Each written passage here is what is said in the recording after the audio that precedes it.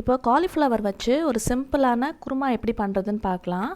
அதுக்கு ஒரு பேனில் 1.5 ஸ்பூன் எண்ணெய் விட்டுக்கோங்க.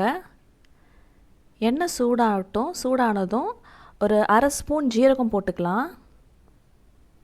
ஜீரகம் நல்லா பொரியட்டும். ஜீரகம் பொரிஞ்சதும் ஒரு வெங்காயத்தை நறுக்கி சேர்த்து நல்லா வதக்கிக்கலாம். நல்லா ப்ரௌன் கலரில் நல்லா வதங்கட்டும்.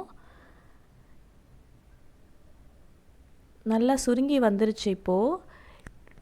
இப்போ இந்த மாதிரி ப்ரௌன் கலர் ஆனதுக்கப்புறமா நம்ம ஒரு ஸ்பூன் இஞ்சி பூண்டு பேஸ்ட்டு சேர்த்து நல்லா மிக்ஸ் பண்ணி விட்டுடலாம்.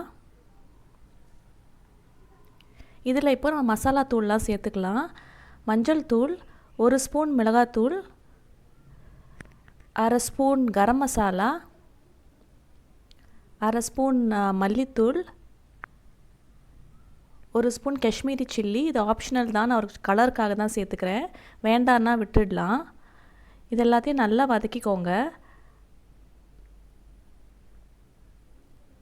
இப்போ இதில் 2 தக்காளி நறுக்கி வச்சுருக்கேன், அதை சேர்த்து நல்லா கலந்து விட்டுக்கலாம்.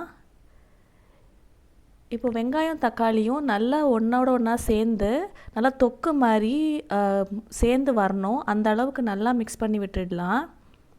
இப்போ பாருங்கள், நல்லா மிக்ஸ் ஆகி தொக்கு மாதிரி இருக்குல்ல. இந்த ஸ்டேஜில் தேவைக்கு கொஞ்சோண்டு உப்பு சேர்த்துக்கலாம். இப்போ நான் காலிஃப்ளவரை சுடு தண்ணியில் ஒரு 10 நிமிஷம் போட்டு வச்சுருந்தேன். அதுக்கப்புறமா நம்ம இதில் சேர்த்து மிக்ஸ் பண்ணிவிட்டு 1 டம்ளர் தண்ணி விட்டு ஒரு மூடி போட்டு ஒரு 10 நிமிஷம் மீடியம் ஃப்ளேம்லேயே நல்லா கொதிக்கட்டும். இப்போ நம்ம ஒரு தேங்காய் பேஸ்ட் ரெடி பண்ணிடலாம். நான் ஒரு 10 பல் தேங்காய் எடுத்திருக்கேன். 1 ஸ்பூன் சோம்பு, 2 ஸ்பூன் பொட்டுக்கடலை, பட்டை, கிராம்பு, ஏலக்காய் சேர்த்துக்கலாம். இது எல்லாத்தையும் தண்ணி விட்டு நல்லா பேஸ்ட்டாக அரைச்சி எடுத்துக்கலாம்.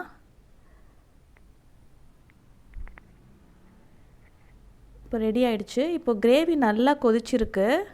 காலிஃப்ளவரும் நல்லா வெந்திருக்கு. ஏற்கனவே நம்ம சுடு தண்ணிலையும் போட்டதுனால சீக்கிரம் வெந்துடும்.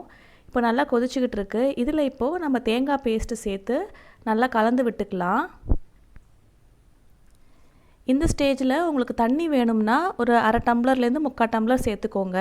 எனக்கு இது கரெக்டாக இருந்ததுனால நான் தண்ணி சேர்த்துக்கல. இப்போ ஒரு 5 நிமிஷம் நல்லா கொதிக்கட்டும். இப்போ தேங்காவோட பச்சை வாசனை எல்லாம் போய் நல்லா கொதிச்சதுக்கப்புறமா மல்லி இலை தூவி இறக்கிடலாம். அவ்வளோதான், ரெடி ஆகிடுச்சு. இந்த சிம்பிளான குருமா சப்பாத்திக்கு, தோசைக்கெல்லாம் ரொம்பவே டேஸ்ட்டாக இருக்கும். ட்ரை பண்ணி பாருங்கள். ட்ரை பண்ணி பார்த்துட்டு எப்படி வந்ததுன்ற ஃபீட்பேக்கை கமெண்ட்ஸில் என் கூட ஷேர் பண்ணுங்கள். மறக்காமல் சேனலுக்கும் சப்ஸ்கிரைப் பண்ணிக்கோங்க. தேங்க்யூ.